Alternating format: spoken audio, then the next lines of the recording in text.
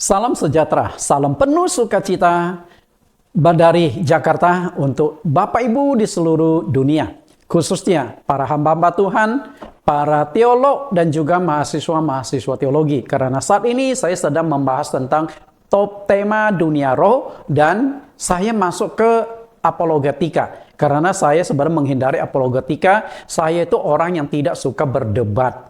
Karena perdebatan apalagi dengan tujuan untuk saling menyerang, saya menghindari. Karena bukan prinsip-prinsip seperti yang kita tanamkan. Dialog boleh, tapi kalau sampai menyerang kita menghindari.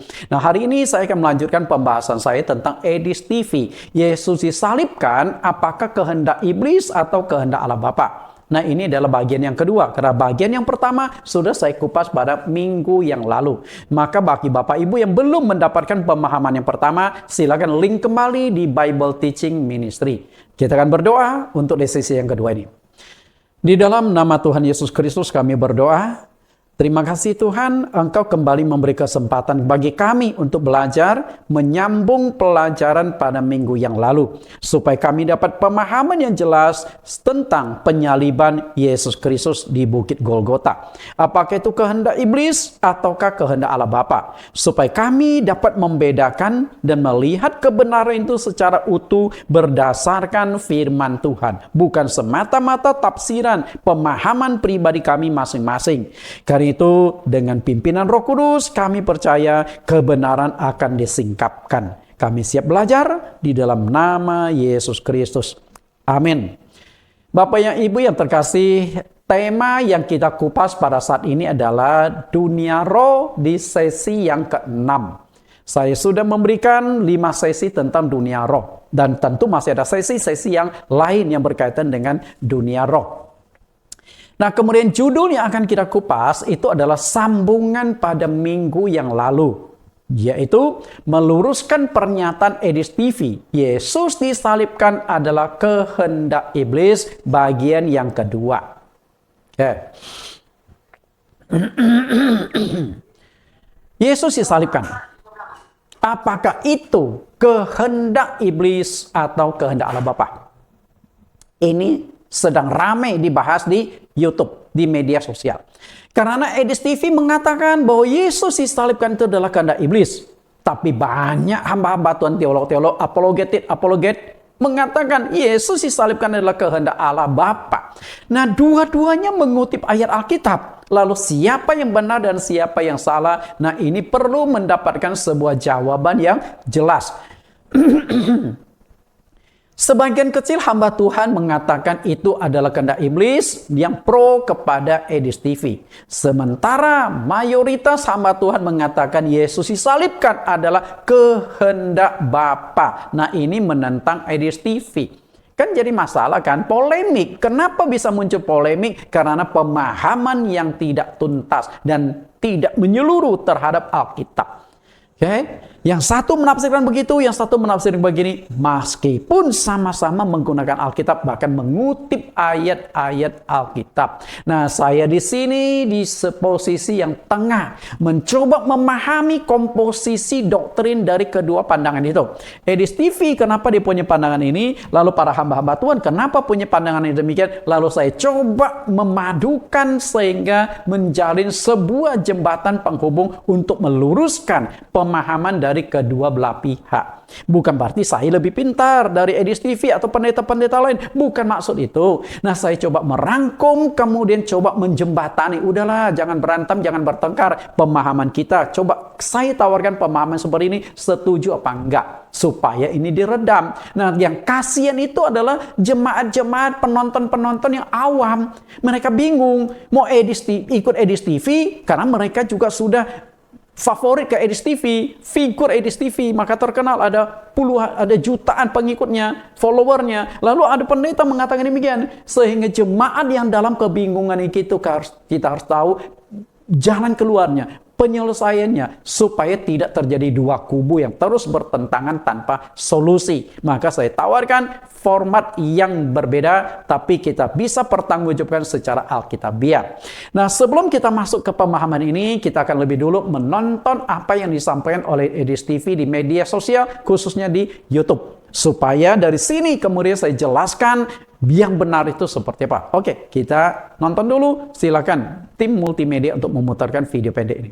Ya, karena Pak Bambang bilang mau belajar, makanya saya ajari itu supaya Ya, ajarin saja, nggak apa. supaya tidak semakin banyak orang-orang Kristen yang mengatakan bahwa penyaliban itu rencana Bapa di surga. Penyaliban itu memang rencana daripada iblis. Sebab ia adalah pendusta dan bapa segala dusta. Ini menurutmu penafsiranmu, saudara? Tidak, di situ yang ingin membinasakan Yesus siapa? Iblis. Ya betul. Salah. Jadi Itu kamu penafsiranmu salah, saudaraku. Sebentar, begini pelan-pelan ya, Silakan. Di situ Tuhan kita Yesus sedang berdiskusi dengan ahli-ahli Taurat dan orang-orang Farisi, di mana ahli-ahli Taurat berusaha untuk membinasakan Yesus, betul? Lanjut aja, kamu ngomong aja. Bukan, saya konfirmasi dulu, betul atau salah? Bagaimana, ulang?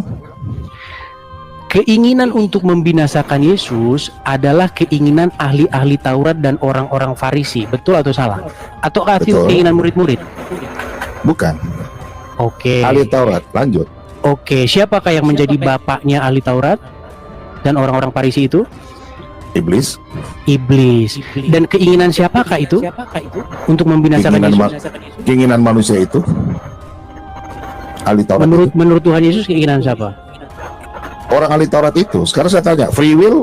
Menurut kamu free will atau jangan kemana-mana dulu. Sebentar. Gini, saya mau belajar sama kamu. Kalau mengundang saya mau belajar, biar saya ajarin sebentar. Enggak, kamu yang ngajarin saya. Enggak apa-apa, terus. Nanti saya bertanya ya. Jadi ayat itu jelas. Iblislah yang menjadi bapamu dan kamu ingin melakukan keinginan bapamu.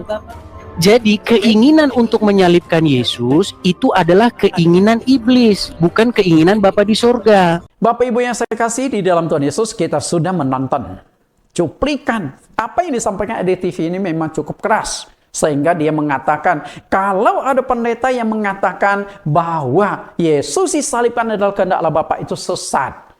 Nah, sayang sekali dia menggunakan kata sesat. Karena yang sesat ini siapa? Atau saling menyesatkan, atau yang mengatakan sesat itu justru tersesat. Sehingga konsepnya adalah maling teriak maling.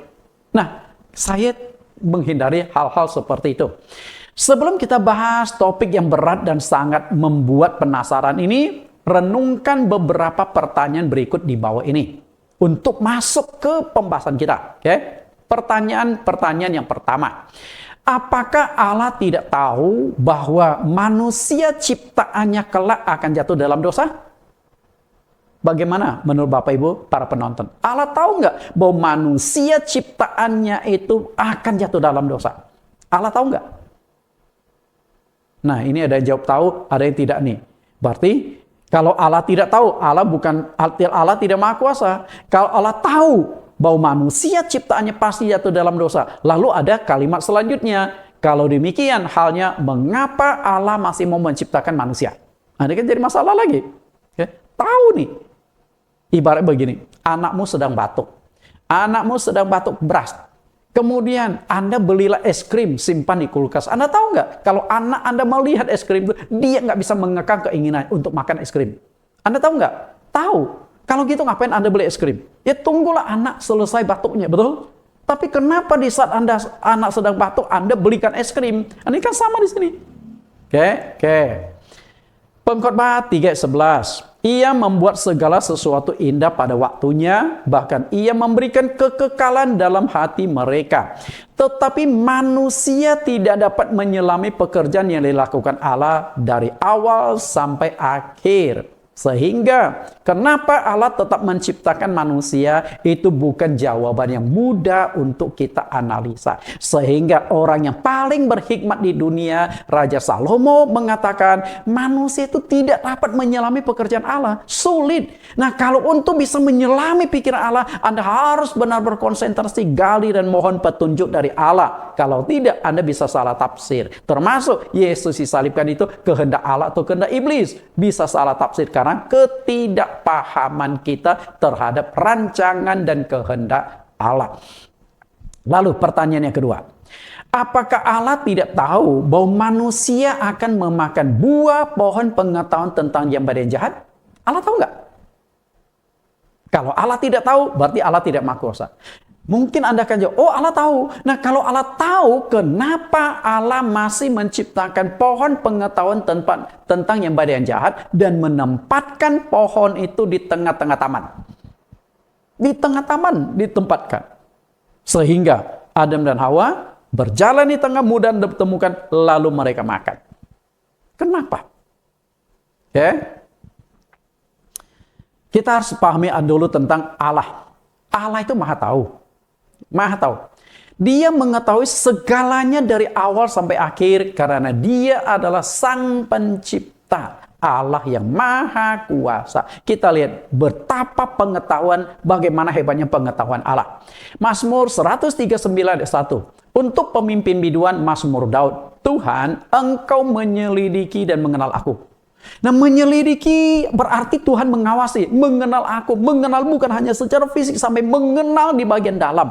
Pasanganmu pun belum tentu bisa mengenal bagian dalam diri. Tidak tahu pikiranmu, tidak tahu perasaanmu, tidak tahu apa yang kau ucapkan. Mana pasangan hidupmu, walaupun tidur satu ranjang dengan Anda. Enggak, tapi Tuhan tahu.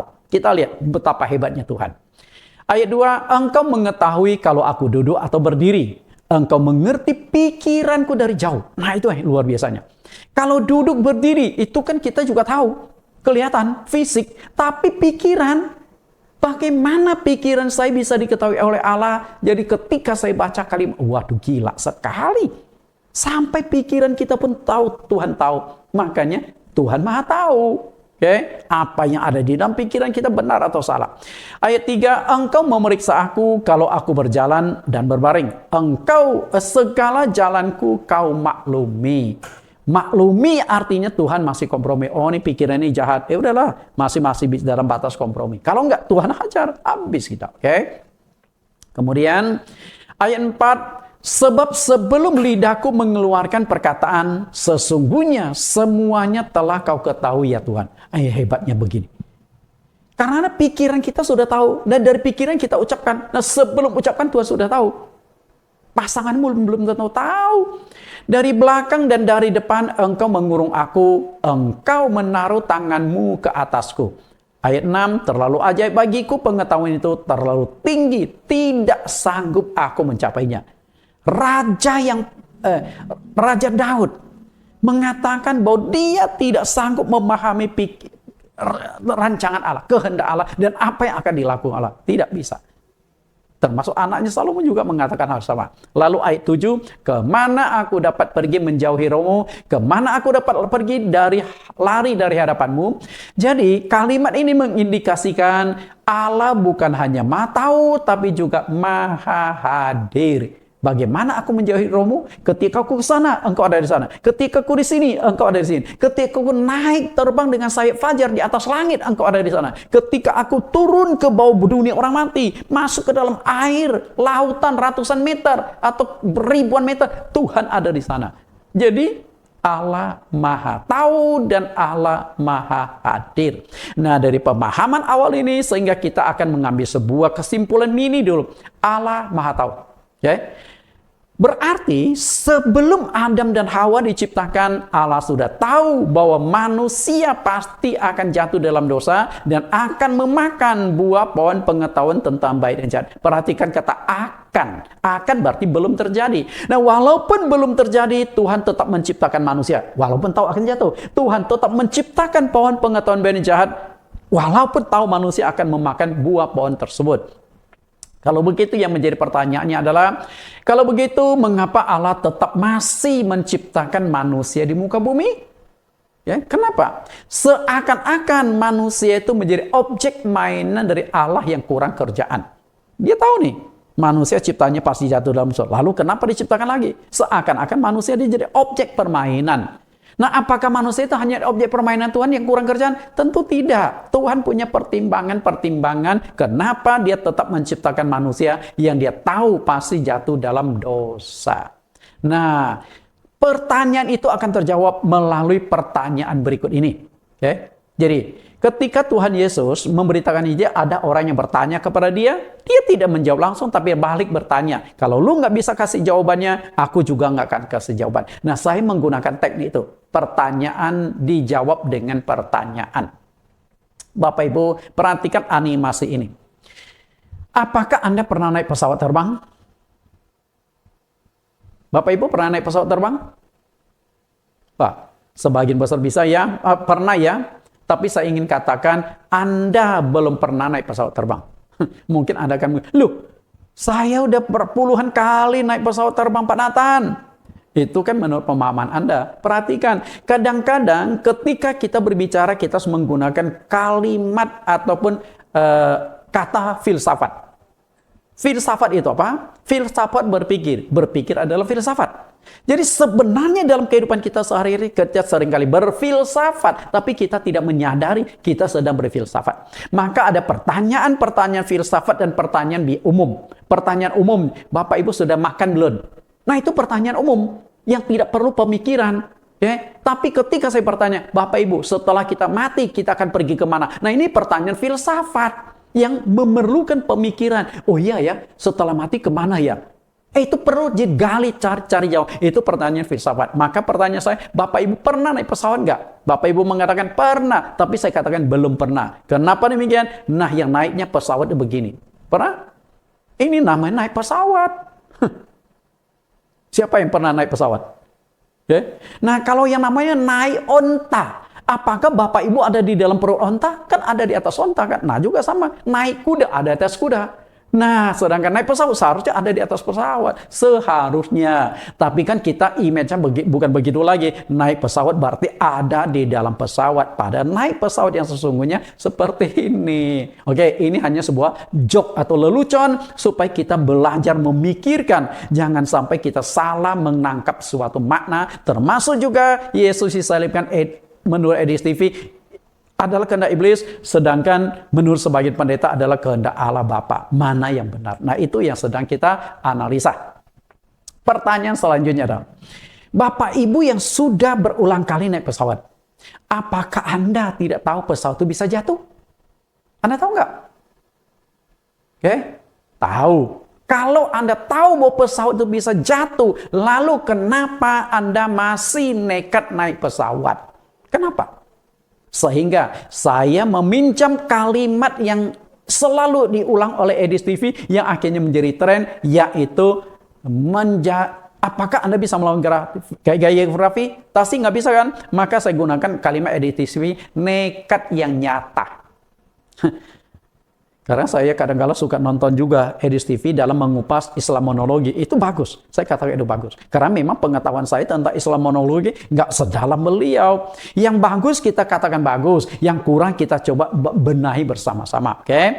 Nah, Anda tidak bisa melawan gaya gravitasi. Ketika pesawat jatuh, Anda akan ikut jatuh, Anda akan terhempas, Anda akan mati. Lalu kenapa Anda masih nekat naik pesawat? Apakah Anda punya nyawa cadangan? Nah, disinilah kita menemukan sebuah jawaban bahwa karena sudah dipertimbangkan antara fungsi dan resiko. Fungsi dan resiko. Nah, fungsi kita naik pesawat adalah transportasi udara yang paling cepat dan sebenarnya sangat relatif aman dibandingkan dengan yang lain. Oke, fungsinya. Resikonya, ada resikonya itu ada. Nah, resikonya itu diantisipasi. Oke, nah dari sini juga sama, kita lihat perbandingannya. Ini menurut Meta AI ya. Jadi kalau handphone Anda kan ada Meta AI. Saya mengajukan pertanyaan, berapa persentase perbandingan pesawat mengalami kecelakaan? Artinya, yang terbang aman dengan yang terbang mengalami kecelakaan. Nah ini jawabannya, persentase kecelakaan pesawat sangat rendah dibanding dengan jumlah penerbangan yang dilakukan setiap tahunnya.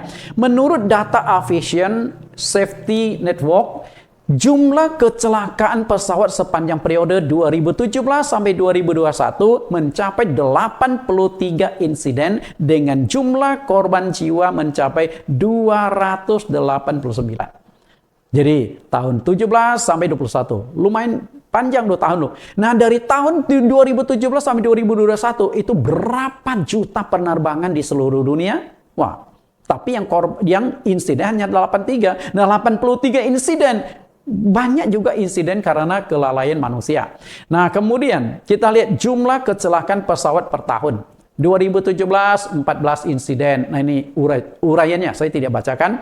Perlu diingat bahwa kecelakaan pesawat dapat disebabkan oleh berbagai faktor, termasuk kesalahan manusia, kerusakan mesin, cuaca buruk. Namun, industri penerbangan terus berupaya meningkatkan keselamatan dan mengurangi resiko kecelakaan. Kan jelas kan? Walaupun teknologi pesawat tahu, pencipta pesawat tahu pesawat bisa jatuh, tapi mereka terus berupaya mencegah jangan sampai ada kecelakaan atau diminimalkan. Nah, kemudian ini dari Google. Kita lihat pandangan Google.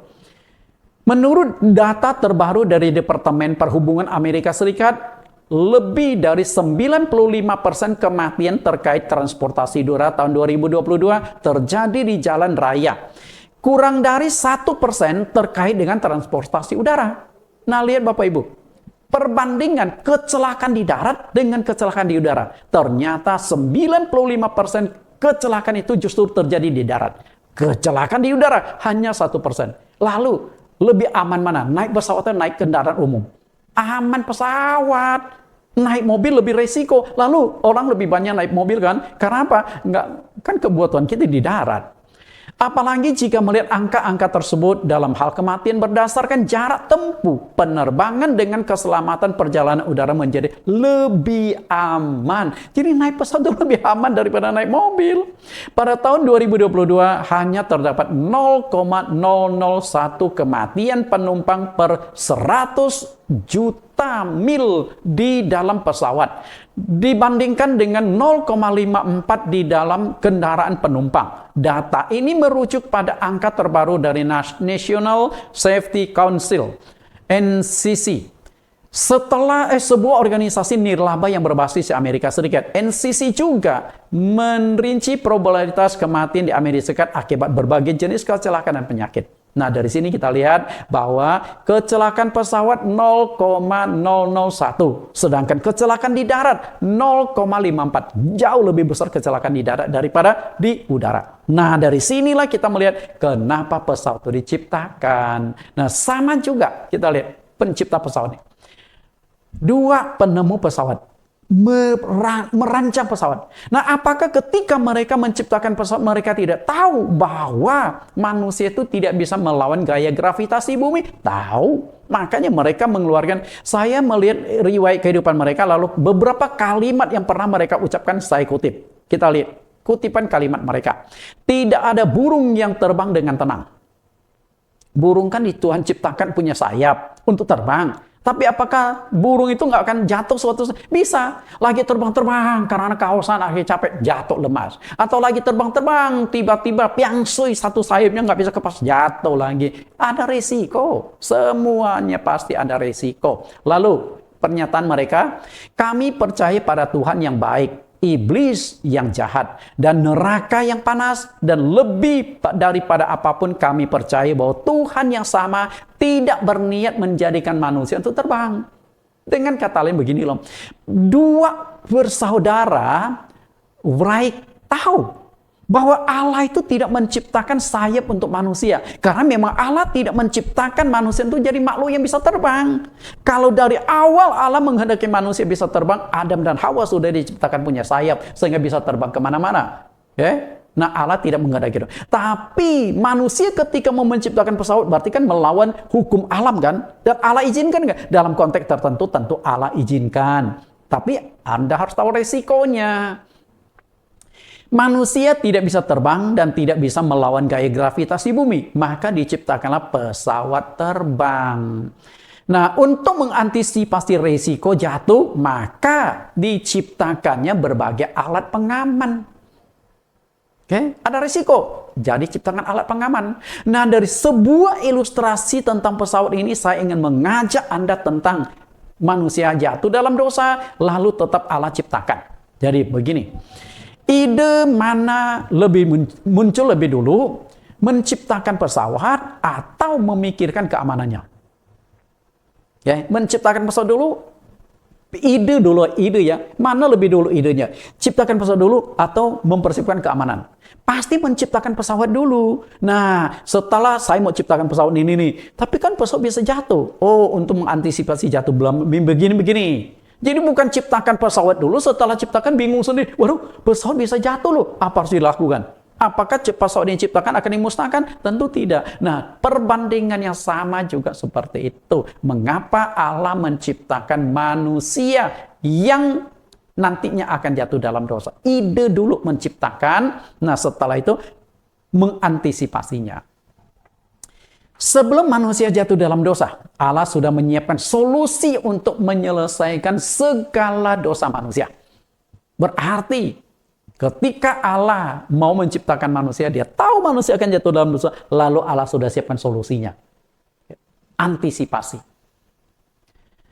Allah tahu persis bahwa manusia ciptaannya, Adam dan Hawa, pasti akan jatuh dalam dosa karena memakan buah pohon pengetahuan tentang yang baik dan yang jahat. Tapi Allah tetap menciptakan mereka.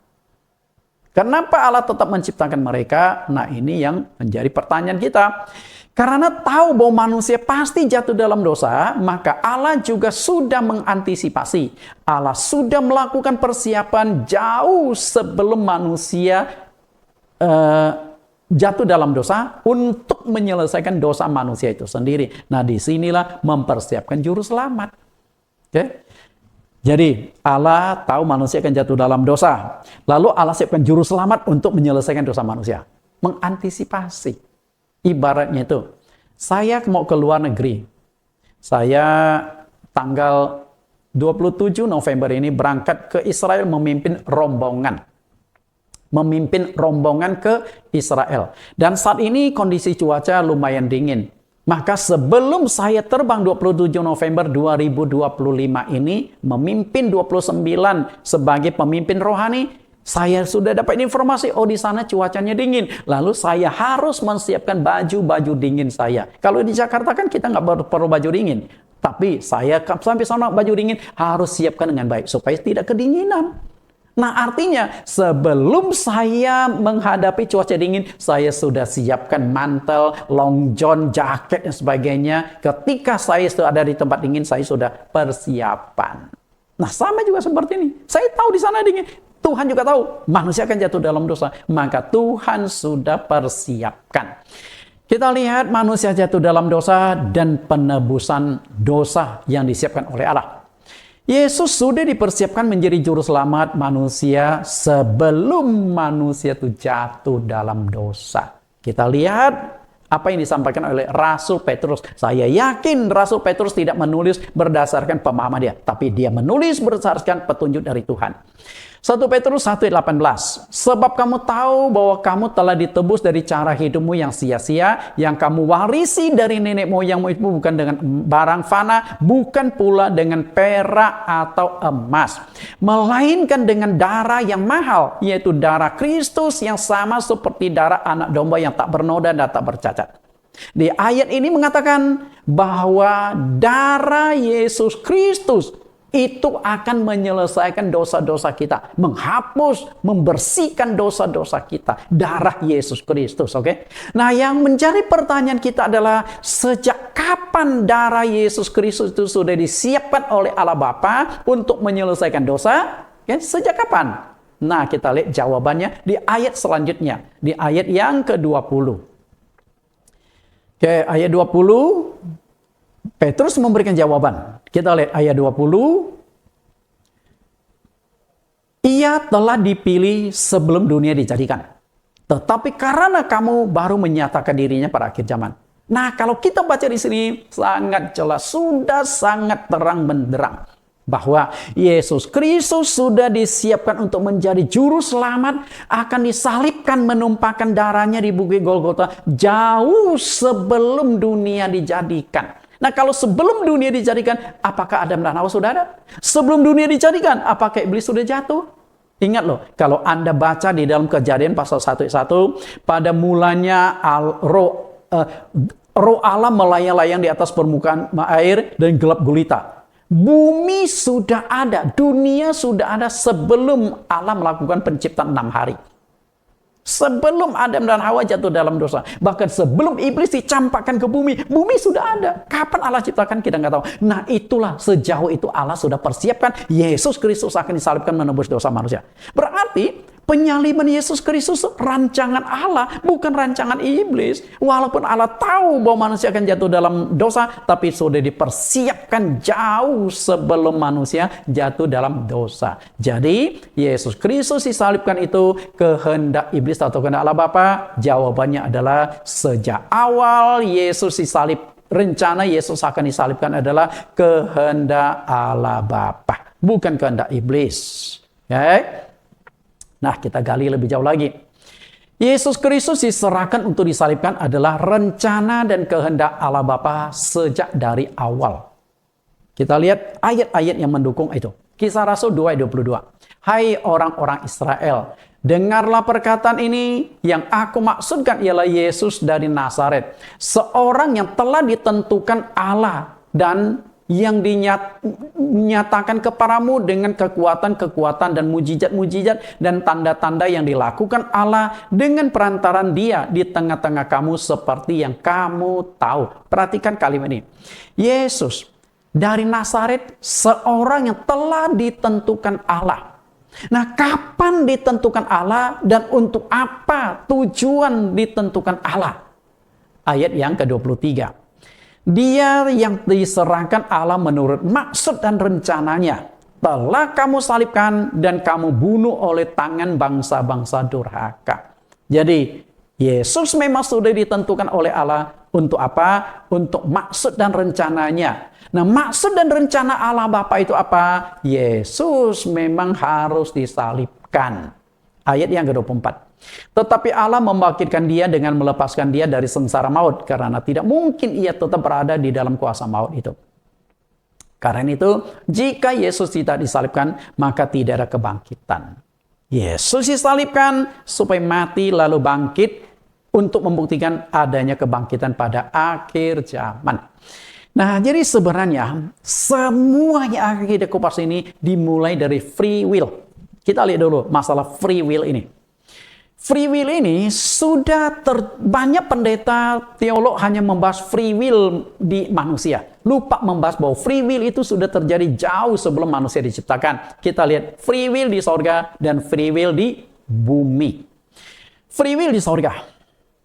Di sorga sudah ada free will. Artinya kebebasan. Allah memberikan kebebasan kepada malaikat, tetapi malaikat yang salah memanfaatkan kebebasan dari Allah sehingga mereka justru memberontak dan melakukan kudeta. Tidak, Allah berikan kebebasan, tapi ada batasan. Walaupun diberikan free will, tapi ada pembatasan tertentu. Ada batasan kekuasaan malaikat yang tidak boleh melanggar. Tapi selebihnya mereka bebas. Lalu free will di bumi. Di bumi juga diberikan free will. Kepada Adam dan Hawa, manusia pertama, Allah juga memberikan kebebasan untuk memilih memakan buah apa saja, termasuk memakan buah pohon pengetahuan baik dan jahat. Silakan, tapi ada konsekuensinya. Oke, kita lihat free will di bumi dan di sorga. Walaupun Allah memberikan free will di sorga dan di bumi, bukan berarti tidak ada sanksi bagi yang melanggar perintah dan peraturan Tuhan. Berikut ini kita akan melihat free will yang diberikan Allah di bumi beserta dengan sanksi bagi manusia yang melanggar perintah Tuhan. Saya tidak akan kupas dulu di free will di sorga, karena intinya di sorga Tuhan berikan kebebasan, tapi ada pembatasan. Bebas malaikat, tapi ketika malaikat memberontak, melampaui batasan kekuasaan yang ditentukan Allah, maka hukuman Tuhan datang, dicampakkan ke bumi. Nah, sekarang manusia di bumi berikan free will. Kita analisa yang free will bumi saja, di bumi. Kejadian pasal 2:16. Lalu Tuhan Allah memberikan perintah ini kepada semua manusia. Semua pohon dalam taman ini boleh kau makan buahnya dengan bebas. Ayat 17. Tetapi pohon pengetahuan tentang yang baik dan yang jahat itu janganlah kau makan buahnya, sebab pada hari engkau memakannya pastilah engkau mati. Perbandingkan kedua ini. Ini adalah free will murni. Oke, Kejadian 2:16 free will murni, artinya tidak ada sanksi sama sekali.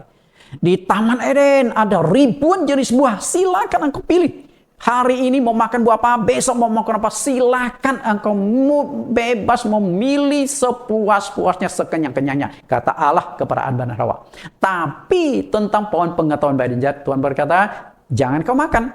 Nah, ini free will tapi terbatas. Kalau Kejadian 2:16 free will murni, ini free will terbatas. Kenapa terbatas? Karena ada sanksinya. Ada sanksi loh. Nah, ketika Adam dan Hawa mau makan buah itu, apakah Tuhan cegah? Dibiarkan. Yang penting engkau sudah tahu, ada sanksinya. Berarti ini free will terbatas. Free will atau kebebasan yang bertanggung jawab. Dengan kata lain, bebas pilih, tidak bebas sanksi. Bebas pilih, tidak bebas sanksi. Kita analisa lebih jauh tentang hal ini. Ketika manusia salah menggunakan kebebasan atau free will yang diberikan Allah, maka manusia dinyatakan sebagai makhluk yang berdosa kepada Allah. Walaupun Allah telah menghukum manusia melalui kutukan, dosanya tetap ada. Jadi, free will terbatas begini. Saya mundurkan sedikit tentang free will terbatas. Free will terbatas. Begini. Tapi itu free will, tapi terbatas. Tuhan berkata, buah pohon pengetahuan baik jangan kau makan. Pada hari kau makan pasti mati. Lalu suatu hari Adam dan Hawa sedang berjalan menuju ke pohon itu. Tuhan tahu nggak? Tuhan tahu.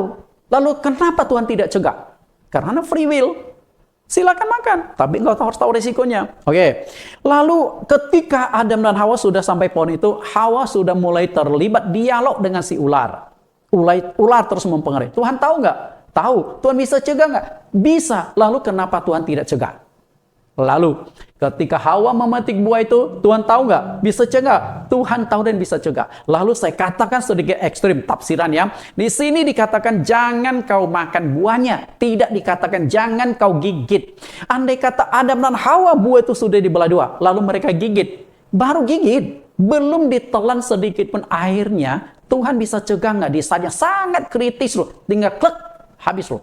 Bisa cegah nggak? Bisa. Siang bolong Tuhan datangkan petir yang menggelegar. Duar. Pasti Adam dan Hawa kaget. Cepat-cepat keluarkan. Lalu kumur pakai air di sungai. Ada 4 sungai di Taman Eden. Pison, Gihon, Tigris, dan Efrat. Airnya murni. Lalu gosok gigi pakai Pepsodent. Selesai, mereka nggak makan. Artinya di saat kritis pun Tuhan masih bisa cegah. Tapi Tuhan tidak mencegah. Kenapa demikian? Karena inilah free will terbatas. Silakan, tapi engkau harus tanggung resikonya. Lalu kenapa Allah menciptakan pohon pengetahuan baik dan jahat sehingga membuat manusia jatuh dalam dosa? Apakah Allah sengaja membuat manusia jatuh dalam dosa? Enggak. Masalah begini. Coba Anda cermati Kejadian pasal 2:17 ini. Menurut Anda, di dunia ini ada hukum itu lebih baik atau lebih jelek? Hukum. Saya yakin Anda pasti setuju dengan saya. Ada hukum lebih baik. Karena apa? Kalau tanpa hukum Anda kebayang nggak bagaimana kacaunya dunia. Kalau nggak ada hukum di Indonesia bagaimana korupsinya. Makanya kalau hukum tidak tegas maka koruptor seenak dia. Kalau di China hukum tentang korupsi sangat keras. Lu macam-macam dihukum. Dimasukkan penjara. Bila perlu ditembak mati karena korupsi itu. Nggak main-main. Artinya, ketika manusia diciptakan, manusia sudah membutuhkan hukum untuk mengatur hidup manusia. Dan Anda tahu, nenek moyang dari semua hukum itu Kejadian pasal 2:17. Nenek moyang semua hukum. Karena semua hukum di dunia, kitab undang-undang di dunia, intinya itu hanya ada 2. Isi hukum itu dan sanksi yang menyertai hukum itu. Nah, isi hukum menyertai, tetapi pohon pengetahuan tentang yang baik dan jahat, jangan kau makan buahnya. Itu isi hukum, jangan. Nah, kalau hukum itu tidak ada kekuatan untuk mengikat dan memberikan sanksi, kalau tidak diberikan aturan.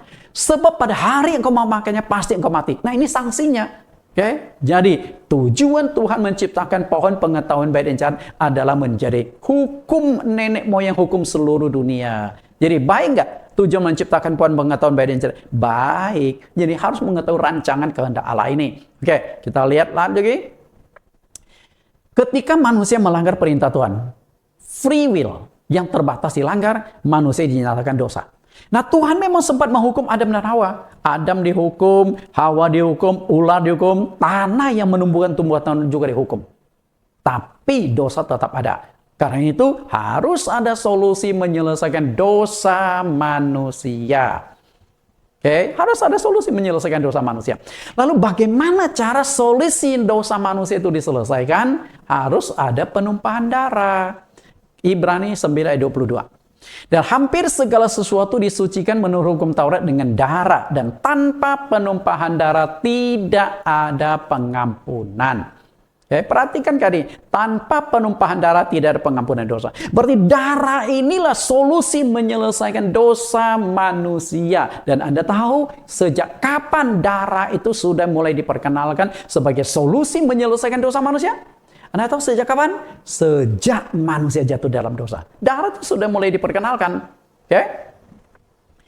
Karena dosa hanya bisa diselesaikan dengan korban darah. Maka pada waktu Adam dan Hawa jatuh dalam dosa, saat itu pula Allah memperkenalkan media penebusan dosa, yaitu darah.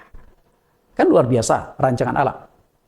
Jadi darah tentang Yesus yang akan disalibkan itu sudah dirancang Allah jauh sebelum manusia jatuh dalam dosa. Nah, begitu manusia jatuh dalam dosa, nah pelan-pelan Allah munculkan ini darah untuk menyelesaikan dosa. Jadi Kejadian pasal 3 itu sudah dimunculkan darah dalam konteks simbolis. Kita lihat darah. Nah, coba baca Kejadian pasal 2 ayat 21. Dan Tuhan Allah membuat pakaian dari kulit binatang untuk manusia dan untuk istrinya itu, lalu mengenakannya kepada mereka. Perhatikan ayat ini, tidak ada kata darah, tapi mengandung darah. Nggak ada kata darah, tapi mengandung darah. Nah, kandungan darah itu ada di mana? Kulit binatang. Tidak mungkin kita bisa mendapatkan kulit binatang kalau tidak lebih dulu membunuh binatangnya. Dan ketika binatangnya kita bunuh untuk ambil kulitnya, maka ada darah yang tertumpah di sana. Jadi begitu Adam dan Hawa jatuh dalam dosa, Allah sudah mulai memperkenalkan darah secara jangka panjang. Darah secara jangka panjang. Nah, di dunia ini hanya ada 3 sumber munculnya agama. Dari Allah, iblis, dan manusia. Nah, 3 agama ini masing-masing memberikan solusi agar manusia mengikuti kehendak-kehendaknya. Agama yang didirikan Allah adalah agama yang menuntut adanya korban berupa darah. Untuk memahami dan membedakan mana agama dari Allah, iblis, dan manusia, silakan buka link YouTube saya pada topik daun ara dan kulit binatang. Daun ara itu nggak ada darah, tapi itu ide manusia menyelesaikan dosa. Jadi begitu Adam dan Hawa jatuh dalam dosa, mereka tahu mereka telanjang, mereka menyemat daun ara. Nah, daun ara itu adalah ide, pikiran, logika manusia untuk menyelesaikan dosa. Sedangkan Allah tidak setuju, lalu Allah ganti ke pakaian kulit. Nah, pakaian kulit ini adalah agama yang didirikan Allah. Ada penumpahan darah. Ini bedanya di sana. Itu menarik, nanti Anda bisa ikuti di link YouTube. Penebusan dosa harus ada korban darah, maka di zaman Musa, di zaman Taurat, Allah tetap memakai darah dalam penyelesaian dosa. Sehingga kalau Anda baca di Imamat pasal 1 sampai pasal 7, paling tidak ada 5 macam korban. Korban bakaran, korban sajian, korban keselamatan, korban penghapus dosa, korban penebus salah. Nah, semua korban-korban itu tetap mengandalkan darah. Tapi yang masih dipakai saat itu adalah darah binatang, darah hewan. Nah, secara jangka panjang dibutuhkan darah yang lebih kekal, darah yang tidak perlu berulang-ulang ditumpahkan untuk menebus dosa manusia, nanti akan terkoneksi ke darah Yesus Kristus. Jadi sana linknya. Allah Maha tahu, sebelum manusia jatuh dalam dosa, Allah sudah siapkan solusi menyelesaikan dosa melalui pengorbanan Yesus Kristus di atas kayu salib. Nah, semua skenario ini harus digenapi. Karena memang sudah ditentukan dari awal. Seharus digenapi satu demi satu. Lukas 24 ayat 44. Ia berkata kepada mereka, inilah perkataanku yang telah kukatakan kepadamu ketika aku masih bersama-sama dengan kamu. Yaitu bahwa harus dikenapi semua yang tertulis tentang aku dalam kitab Taurat Musa dan kitab Nabi-Nabi dan kitab Mazmur. Perhatikan yang Yesus sampaikan kepada bangsa Yahudi. Semua yang tertulis tentang aku dalam Taurat Musa, kitab Nabi-Nabi, dan kitab Mazmur. Nah, Tuhan Yesus membagi kitab suci perjanjian lama menjadi 3 bagian. Taurat Musa Ada 5 kitab. Kejadian, Keluaran, Imamat, Bilangan, Ulangan. Lalu kitab nabi-nabi semua digolongkan satu. Ada satu lagi kitab Mazmur. Kenapa Mazmur itu berdiri sendiri? Karena penulis kitab Mazmur lebih dari 1 orang. Hampir 10 orang. Termasuk Musa yang menulis 5 Taurat, dia juga menulis Mazmur. Mazmur 90-91 adalah tulisan Nabi Musa. Maka Yesus berdiri sendiri. Tapi yang ingin saya tekan adalah Taurat Musa. Berarti di dalam kitab Taurat Musa, dalam kitab Kejadian pun sebenarnya Yesus sudah hadir. Nangkap nggak? Kan Yesus berkata, harus genapi semua tertulis tentang aku. Nah, ketika dia menyinggung kitab Taurat Musa, berarti kalau Kejadian adalah tulisan Musa, seharusnya Yesus pun sudah hadir dalam kitab Kejadian. Karena itu di dalam kitab Kejadian pasal 3, ketika Adam dan Hawa jatuh dalam dosa, secara simbolis Yesus sudah munculkan di sana. Kita akan lihat simbolis tentang memunculnya Yesus dalam kitab Kejadian. Manusia jatuh dalam dosa. Kejadian pasal 3, saat itu pula Yesus sudah dimunculkan secara simbolis melalui 2. Pertama, darah, yaitu kulit binatang. Dan yang kedua, salib, keturunan perempuan. Kita analisa ya, darah dan salib ini. Sangat menarik Bapak Ibu, sangat menarik. Supaya kita mengetahui rancangan Allah. Penyaliban Yesus rancangan Allah, bukan rancangan iblis. Kita analisa. Penebusan melalui darah di salib. Kejadian pasal 3:21 dan Kejadian pasal 3:15. Nah, di sini menekankan 2 poin yang utama, darah dan salib. Kita lihat dulu darah. Dan Tuhan Allah membuat pakaian dari kulit binatang untuk manusia itu dan untuk istrinya, untuk lalu mengenakan pada mereka. Nah, ini adalah darah. Ada hewan yang ditumpahkan. Hewan ini akhirnya digenapi atas darah Yesus tentang anak domba Paskah itu. Kemudian Kejadian tidak akan ada kulit binatang jika tidak lebih dahulu menyembelih atau membunuh binatang itu. Dan ketika binatang itu dibunuh, maka ada darah yang ditumpahkan. Jadi darah sudah muncul nih. Tapi masih simbolis. Masih simbolis. Nah, sekarang kita lihat Kejadian pasal 3:15. Aku akan mengadakan permusuhan antara engkau dan perempuan ini, antara keturunanmu dan keturunannya. Keturunannya akan meremukkan kepalamu dan engkau akan meremukkan tumitnya. Perhatikan 2 kata yang sangat penting. Kita lihat dulu keturunan. Keturunan perempuan. Siapakah yang dimaksud dengan keturunan perempuan ini? Galatia pasal 4:4 dijawab oleh Paulus.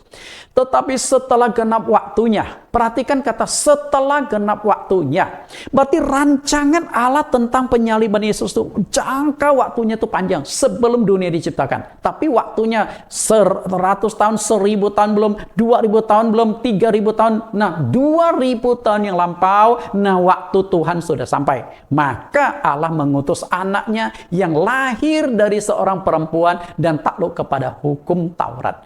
Nah, ternyata yang lahir dari keturunan perempuan yang dimaksud Kejadian pasal 3:15 adalah Yesus Kristus. Nah, kemudian perhatikan kata kedua adalah tumit. Tumit. Tumit ini bicara salib. Karena apa? Keturunan perempuan akan diremukkan si ular ini. Dan yang diremukkan adalah tumitnya. Jadi bayangan salib itu sudah muncul di Kejadian pasal 3:15.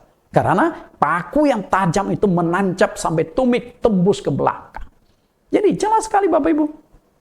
Bahwa Yesus sudah hadir di dalam Kejadian pasal 3 setelah manusia jatuh dalam dosa, tinggal melaksanakan rancangan Allah jangka panjang. Yaitu Yesus Kristus yang akan mati di atas kayu salib. Nah, kalau begitu, berarti penyaliban Yesus bukan kehendak iblis, tapi kehendak Allah Bapa. Karena kalau penyaliban kehendak iblis, berarti skenario yang disiapkan Allah itu milik iblis. Allah hanya mengikuti kehendak iblis. Yesus hanya mengikuti kehendak iblis. Sangat berbahaya konsep itu. Saya sudah dijelaskan di atas bahwa dosa hanya bisa diselesaikan dengan penumpahan darah. Tidak bisa sembarang darah bisa dipakai. Darah itu harus kudus, tanpa cacat dan noda. Sementara manusia di muka bumi darahnya telah tercemar oleh dua macam dosa. Dosa turunan yang bersumber dari nenek moyang Adam dan Hawa, dan dosa pribadi. Sehingga membuat semua manusia, nabi, rasul, tokoh agama, pendiri agama, para rohaniwan tidak bisa dipakai darahnya untuk menyelesaikan dosa manusia. Nggak bisa. Karena darah mereka sudah tercemar darah dosa turunan dan dosa pribadi.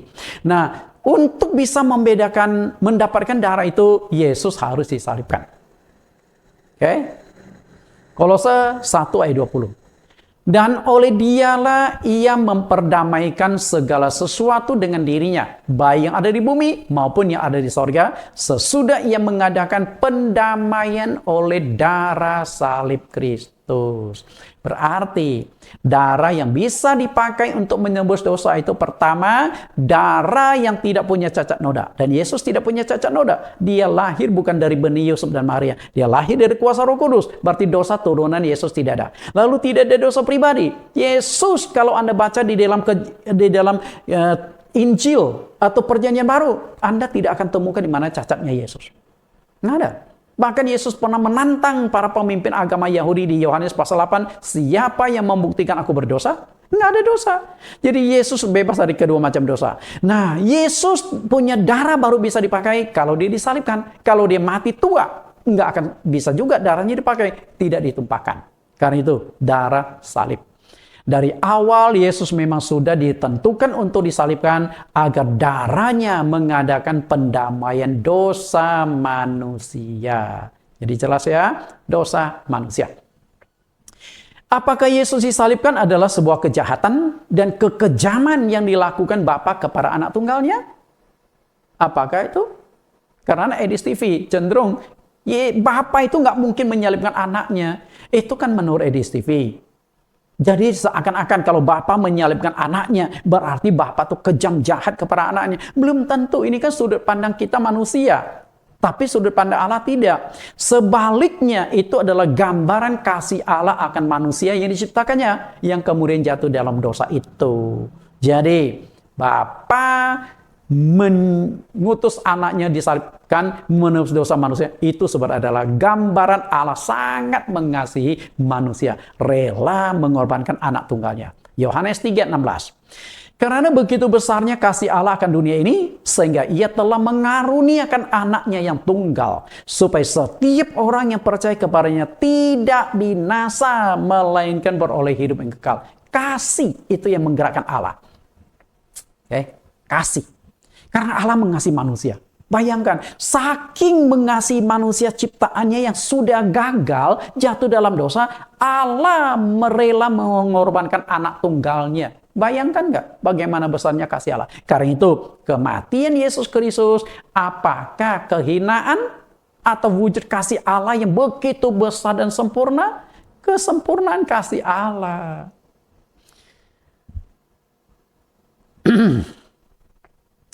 Penyaliban Yesus Kristus adalah kehendak Allah Bapa. Kehendak Allah. Hal itu tampak jelas dalam doa yang diucapkan oleh Yesus pada malam terakhir di Taman Getsemani. Kita lihat bagaimana penegasan doa Yesus ini. Supaya kita tahu bahwa Yesus disalibkan itu memang kehendak Allah Bapa, bukan kehendak iblis. Karena kalau penyaliban Yesus adalah kehendak iblis, berarti segala nubuat termasuk Matius 26 ayat 39-44 ini ada dialog jadi ambigu. Kita analisa lebih dulu. Matius 26 ayat 39, maka ia maju sedikit, lalu sujud dan berdoa. Katanya, ya Bapakku, jikalau sekiranya mungkin, biarlah cawan ini lalu daripadaku. Tetapi janganlah seperti yang ku kehendaki, melainkan seperti yang engkau kehendaki. Lalu ia pergi untuk kedua kalinya dan berdoa. Katanya, ya Bapakku, jikalau cawan ini tidak mungkin lalu kecuali apabila aku meminumnya, jadilah kehendakmu. Ia membiarkan mereka di situ lalu pergi dan berdoa untuk ketiga kalinya dan mengucapkan doa yang itu juga. Perhatikan di sini 3 kali penekanan. Cawan itu menunjukkan penderitaan yang akan dialami Yesus. Karena Yesus berbicara, cawan ini lalu daripadaku. 3 kali Tuhan Yesus mengucapkan doa yang isinya sama, menekankan tentang kehendak Bapa. Artinya, Yesus disalibkan untuk kehendak Bapa, bukan kehendak iblis. Oke? Karena jika Yesus disalibkan untuk kehendak iblis, berarti Bapa dengan Yesus sudah mengikuti kehendak iblis. Harus bedakan kehendak siapa dulu. Kalau itu kehendak iblis, berarti Bapa dan Yesus harus tunduk pada kehendak iblis. Tapi kalau kehendak Bapa Yesus disalibkan, berarti iblis tanpa disadari mengikuti kehendak Allah Bapa. Iblis hanya diperalat, dipakai. Mana yang benar? Seharusnya itu kehendak Allah Bapa. Coba kita lihat. Seperti yang kau kehendaki. Kemudian, jadilah kehendakmu. Dan mengucapkan doa yang sama. 3 kali Yesus menekankan penyaliban dirinya itu adalah kehendak Bapa, bukan kehendak iblis. Dan Bapa menghendaki anak taat pada kehendak Dia. Jadi bukan mengikuti kehendak iblis, bukan rancangan iblis. Kita lihat kehendak Bapa. Tuhan Yesus tahu persis bahwa penyaliban adalah kehendak Bapa. Melalui darah yang ditumpahkan di salib, dosa manusia baru bisa dihapuskan. Karena itu, walaupun cawan itu pahit, cawan itu menakutkan bagi Yesus, Yesus tetap meminumnya. Perhatikan kata cawan pahit ini. Jadi secara pribadi, Yesus itu ingin menolak. Bapa, kalau bisa cawan pahit ini lalu daripadaku. Nah, menolak itu dia mewakili kemanusiaannya. Artinya manusia seringkali menolak kehendak Allah Bapa. Tapi Yesus perbaiki, koreksi, jadilah kehendakmu. Makanya kita harus bedakan kehendak Allah dengan kehendak iblis itu.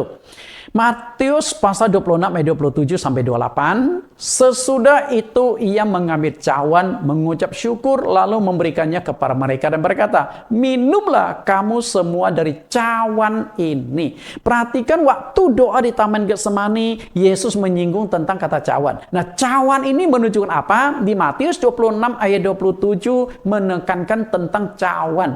Minumlah kamu dari cawan ini. Nah, cawan itu menunjukkan apa? Ayat 28, sebab inilah darahku, darah perjanjian yang ditumpahkan bagi banyak orang untuk pengampunan dosa. Cawan ini berbicara tentang darah yang akan ditumpahkan. Jadi penumpahan darah Yesus Kristus di Bukit Golgota adalah kehendak Allah Bapa, bukan kehendak iblis. Nah, Yesus hanya menuruti apa yang dikehendaki Bapa, bukan menuruti kehendak iblis.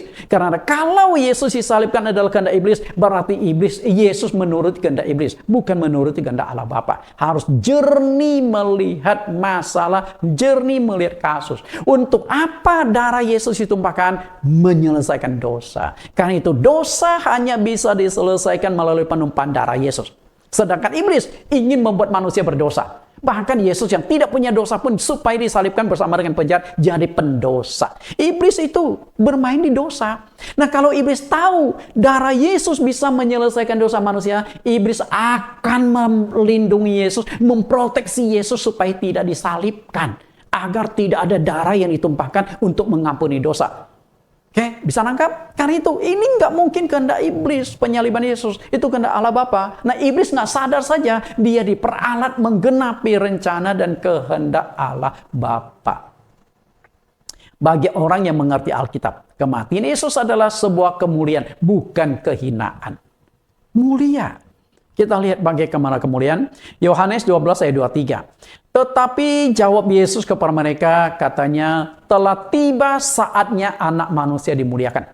Nah, Yesus berbicara saatnya anak manusia dimuliakan, itu bicara apa? Tentang penyaliban Yesus. Jadi kematian Yesus di atas kayu salib itu kemuliaan, bukan kehinaan. Sehingga Edis TV mengatakan kalau Bapa menyalibkan anak itu suatu hal yang tidak mulia, terlalu kejam dan sebagainya. Enggak, itu justru kemuliaan. Ayat 24, aku berkata kepadamu sesungguhnya jikalau biji gandum tidak jatuh ke dalam tanah dan mati, ia tetap satu biji saja. Tetapi jika ia mati, ia akan menghasilkan banyak buah. Maka di ayat sebelahnya kemuliaan Yesus ini diwujudkan ketika dia mati, lalu bertumbuh, bangkit dari kematian, lalu menyelamatkan banyak jiwa. Jadi Yesus itu tahu betul bahwa dia memang sudah dipersiapkan untuk disalibkan supaya manusia itu diselamatkan. Lalu Yohanes 12 ayat 28, Bapa muliakanlah namamu. Maka terdengar suara dari sorga, aku telah memuliakannya dan aku akan memuliakannya lagi. Nah, Allah telah memuliakan Yesus ketika Yesus dibaptis. Nah, kemudian akan memuliakan Yesus lagi berbicara tentang penyaliban. Jadi melalui kematian Yesus Kristus di atas kayu salib, bukan kehinaan, tapi kemuliaan. Dan wujud kemuliaannya adalah karena kematian Yesus Kristus di atas kayu salib, 2,6 miliar manusia di dunia memuliakan, membesarkan, dan percaya kepada Yesus yang telah menebus dosa mereka. Kalau Yesus tidak mati di atas kayu salib, bagaimana Yesus mempunyai pengikutnya sampai miliaran manusia di muka bumi? Jadi itulah kemuliaan. Karena itu Yesus disalibkan adalah kehendak Allah Bapa. Nah, dalam merancangkan kehendak Allah Bapa berarti ada media atau alat-alat yang dipakai oleh Allah Bapa untuk menggenapi kehendaknya. Lalu medianya siapa saja? Pertama, iblis. Edis TV mengatakan Yesus disalibkan adalah kehendak iblis. Oke, saya pinjam kalimat ini. Kehendak iblis. Nah, di atas kehendak iblis, Anda tahu nggak? Itu kehendak Allah Bapa. Berarti iblis hanya media. Pemimpin Yahudi, kemudian rakyat Yahudi, lalu Yudas Iskariot. Nah, dari 4 poin ini, mereka itu hanya diperalat. Iblis, para pemimpin agama Yahudi, rakyat yang telah dihasut oleh para pemimpin Yahudi, dan Yudas Iskariot hanya diperalat oleh Allah Bapa untuk menggenapi rancangan kehendak Allah Bapa tentang penyaliban Yesus. Hal ini telah dijelaskan pada sesi yang kelima. Karena itu, kalau Anda ingin lebih jelas mengerti bahwa mereka ini, iblis, pemimpin Yahudi, kemudian rakyat yang sudah dihasut pemimpin Yahudi, Yudas Iskariot, kemudian Mahkamah Agama Pilatus, semua itu hanya diperalat oleh Allah Bapa untuk menggenapi rancangan jangka panjang. Nah, kenapa mereka diperalat Allah Bapa? Karena mereka pun enggak benar, jahat, punya keinginan-keinginan tidak baik. Ini Tuhan pakai mereka. Jadi iblis pun tidak sadar bahwa dia dipakai Allah untuk menggenapi kehendaknya. Karena itu, saya berikan sebuah perbandingan. Perbandingan rancangan Allah kepada diri Yusuf. Dan untuk mencapai rancangan, berarti ada medianya. Kita lihat perbandingan. Ini hanya perbandingan untuk Anda lebih mengerti saja. Rancangan Allah Bapa untuk masa depan Yusuf. Kejadian pasal 37:5. Pada suatu kali bermimpilah Yusuf, lalu mimpinya itu diberitakannya kepada saudara-saudaranya. Sebab itulah mereka lebih benci lagi kepadanya. Ayat 6, katanya kepada mereka, coba dengarkan mimpi yang kumimpikan ini. Tampak kita sedang di ladang mengikat berkas-berkas gandum, lalu bangkitlah berkasku dan tegak berdiri. Kemudian datanglah berkas-berkas kalian, kamu sekalian mengelilingi dan sujud menyembah kepada berkasku. Perhatikan di sini ada berkas-berkas gandum. Ini berbicara ekonomi. Artinya secara jangka panjang Tuhan mempersiapkan Yusuf itu menjadi seorang penguasa ekonomi. Kemudian ada berkas, berarti ada 11 berkas nih. 11 berkas itu menunjukkan 11 saudara Yusuf akan datang kepada Yusuf sujud menyembah kepadanya. Ini rancangan Allah jangka panjang. Kemudian mimpi yang kedua, Kejadian 37:9, lalu ia memimpikan pula mimpi yang lain, yang diceritakannya kepada saudara-saudaranya. Katanya, aku bermimpi pula, tampak matahari, bulan, dan ke-11 bintang sujud menyembahku. Dan akhirnya orang tua Yusuf pun datang ke Mesir untuk mendapatkan Yusuf karena demi penghidupan. Nah, ini rancangan Allah jangka panjang tuh Yusuf. Nah, untuk bisa mencapai rancangan itu secara sempurna di tegenapi dari Yusuf, maka ada media atau alat-alat atau orang-orang yang diperalat untuk penggenapan itu. Oke, kita lihat. Namun untuk mencapai rancangan Allah untuk masa depan Yusuf, ada orang-orang tertentu yang diperalat Allah tanpa mereka sadari. Apakah mereka sadar? Enggak. Mereka alami hidup secara biasa saja. Mereka diperalat Allah karena mereka sendiri punya kelemahan dan keinginan yang tidak baik di mata Allah. Jadi bagi mereka itu, ayo udah, gue pakai saja alat ini yang mereka itu karena kesalahan mereka sendiri. Oke, alat yang dipakai Allah siapa saja, memakai saudara-saudara Yusuf benci dan menjualnya. Kalau saudara-saudara Yusuf itu tidak benci pada Yusuf, nggak akan dijual. Nah, kalau nggak dijual, dia nggak akan jadi raja di Mesir. Nggak akan jadi perdana menteri di Mesir. Jadi Allah sudah merancang semua itu. Lalu yang kedua, memakai pedagang Ismail menjual Yusuf ke Potifar. Jadi perhatikan tahapan-tahapan. Dari dibenci oleh saudaranya, lalu disingkirkan dari rumah. Nah setelah itu dijual ke pedagang Ismail. Kalau yang membeli Yusuf itu bukan pedagang Ismail, Yusuf belum tentu sampai ke Mesir. Nah kemudian herannya pedagang Ismail bisa jual ke Potifar, bukan ke orang lain. Kalau dijual sebagai budak kepada orang lain, Yusuf nggak akan sampai ke istana Firaun, karena Potifar adalah pegawai istana Firaun. Lalu Yusuf tinggal di rumah Potifar. Lalu Tuhan membuat masalah lagi agar istri Potifar naksir pada Yusuf. Lalu ingin tidur dengan Yusuf. Memang di sini ada resiko bagi Yusuf. Resikonya kalau dia tidak kuat jatuh. Tapi Tuhan sudah persiapkan orang ini. Nah akhirnya Yusuf difitnah karena tidak mengikuti kehendak dari istri Potifar, Tante Po.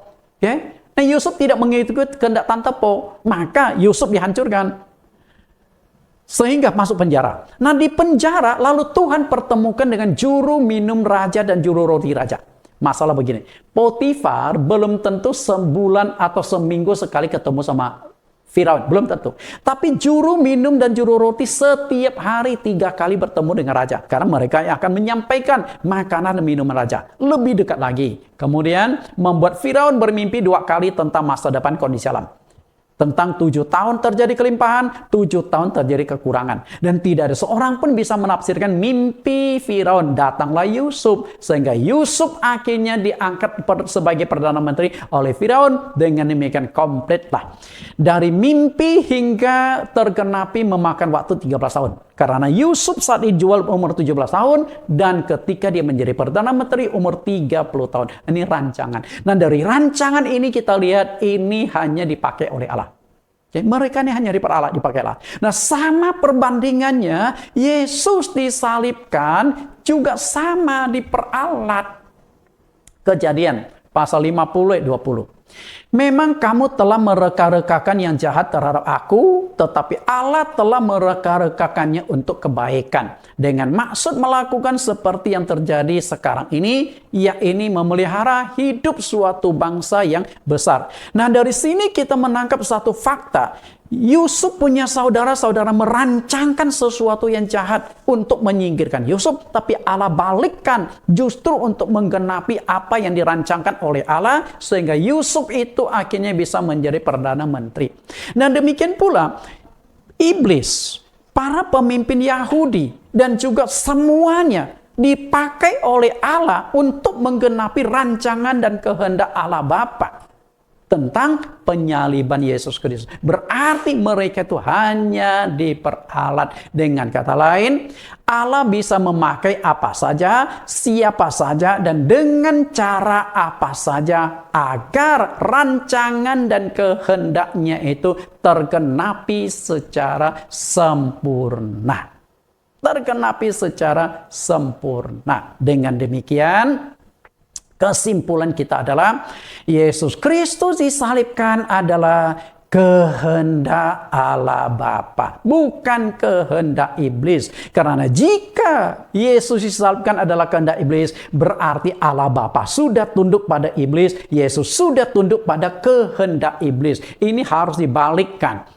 Allah Bapa punya rancangan, iblis harus tunduk mengikuti rancangan Allah tanpa mereka sadari. Mereka itu hanya diperalat. Karena itu, yang tidak sadar merancangan Yusuf harus digenapi.